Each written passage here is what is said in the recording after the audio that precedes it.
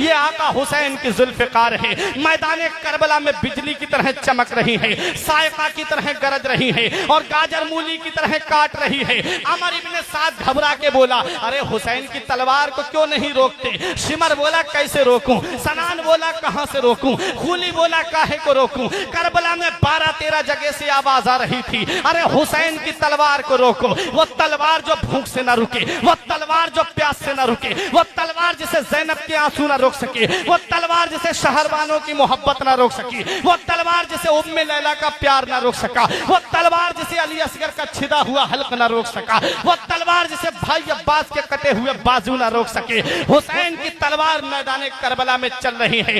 ایک وقت ایسا آتا ہے، ایک گھڑی ایسی آتی ہے، ایک ٹائم ایسا آتا ہے، ایک ساتھ ایسی آتی ہے کہ حسین کی تلوار چلتے چلتے رک جاتی ہے، لیکن پانی کی وجہ سے نہیں رکی ہے، زینب کے آنسو دیکھ کر نہیں رکی ہے، شہربانوں کی محبت کی وجہ سے نہیں رکی ہے، ام لیلا کا پیار دیکھ کر کے نہیں رکی ہے۔ اگر حسین کی تلوار رکی ہے تو 2 رکعت نماز کے لیے رکی ہے۔ حسین جاتے جاتے ہم گناہگاروں کو یہ پیغام دے رہے ہیں، حسین جاتے جاتے ہم کو یہ سبق دے رہے ہیں، حسین جاتے جاتے ہمیں یہ درس دے رہے ہیں، اے لوگو تم کھانا کھا کے نماز نہیں پڑھتے، تم پانی پی کے نماز نہیں پڑھتے، تم ایئر کنڈیشن روم میں رہ کے نماز نہیں پڑھتے، تم کولر والے کمرے میں رہ کے نماز نہیں پڑھتے، تم دولت کی فراوانی میں نماز نہیں پڑھتے، تم عیش و عشرت کی آسانی میں نماز نہیں پڑھتے۔ دیکھ تیرا حسین، جس حسین سے تو محبت کا دعویٰ کرتا ہے، جس حسین سے تو پیار کا دعویٰ کرتا ہے، اس حسین کی زندگی کو دیکھ لے۔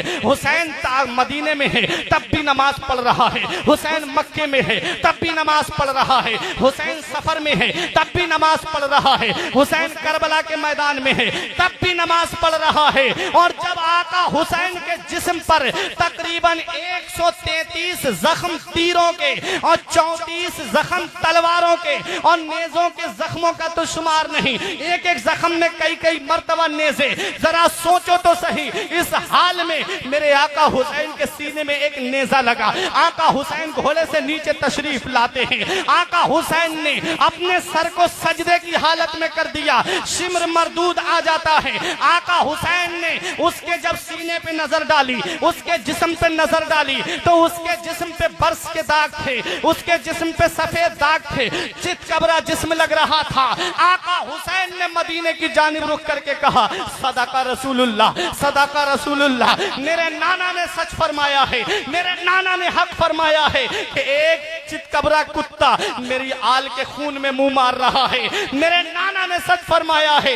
آقا حسین نے جب اتنا کہا، شمر گردن پہ خنجر لے کر کے آ جاتا ہے، امام حسین نے اپنا سر سجدے میں رکھ دیا۔ اب میں تم سے یہ پوچھتا ہوں، آقا حسین نے اپنے سر کو سجدے ہی کی حالت میں کیوں کٹوایا؟ چاہتے تو رکوع کی حالت میں کٹوا دیتے، چاہتے تو رکوع کی حالت میں کٹوا دیتے، چاہتے تو تشہد کی حالت میں کٹوا دیتے، چاہتے تو قوما کی حالت میں سجدے سے اپنے سر کو کٹوا دیتے، لیکن سجدے میں ہی سر کو کیوں کٹوایا؟ تو تاریخ نگار یہ بیان کرتے ہیں کہ جب سب سے زیادہ قریبی بندہ اللہ رب العزت کا سجدے کی حالت میں ہوتا ہے، جب بندہ سجدہ کرتا ہے تو اللہ اسے اپنا قریبی بنا لیتا ہے، جب بندہ سجدہ کرتا ہے تو اللہ اسے اپنا قرب عطا فرما دیتا ہے۔ قرب کیوں عطا فرماتا ہے؟ کبھی اس بات پہ تم نے غور کیا اللہ سجدے میں ہی قرب عطا کیوں فرماتا ہے؟ اس بات پہ کبھی غور و فکر کیا تم نے؟ تو سنو پیارے، جب بندہ سجدہ کرتا ہے تو سجدے کی حالت میں جب بندہ ہوتا ہے تو وہ لفظ محمد کی تصویر بن جاتا ہے۔ آپ کاغذ پہ لفظ محمد کو لکھیے، لفظ محمد جب آپ کاغذ پہ لکھیں گے، آپ اس لفظ محمد کو دیکھیے اور سجدہ کرنے والے کی سجدے کی حالت کو دیکھیے۔ جب سجدہ کرنے والا اپنی پیشانی زمین پہ رکھتا ہے تو یہ سر کا حصہ میم بن جاتا ہے، اور یہ کاندھے کا حصہ اور یہ ہاتھوں کا نکلنے والا حصہ یہ ہا بن جاتا ہے، اور یہ کمر کا حصہ دوسری میم بن جاتا ہے، اور یہ دونوں پیروں کا حصہ یہ لفظ محمد کی دال بن جاتا ہے۔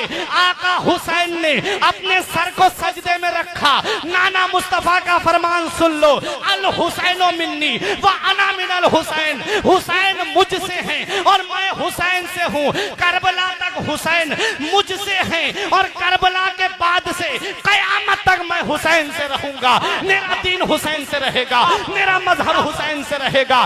قرآن تھا، قرآن ہے، قرآن رہے گا۔ اسلام تھا، اسلام